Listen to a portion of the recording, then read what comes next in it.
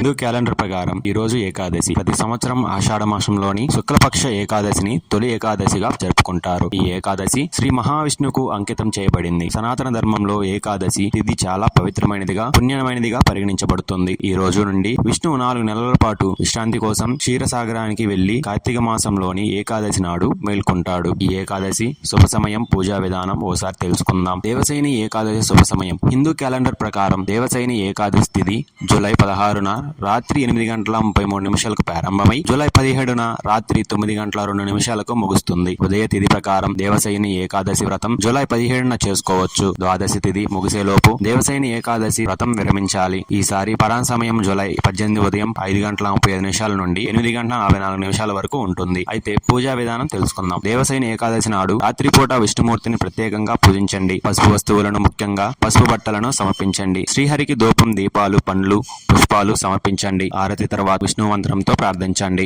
ఈ వీడియో కానీ మీకు నచ్చినట్లయితే లైక్, కామెంట్, షేర్ చేయండి. మరిన్ని అప్డేట్స్ కోసం సబ్స్క్రైబ్ చేయండి.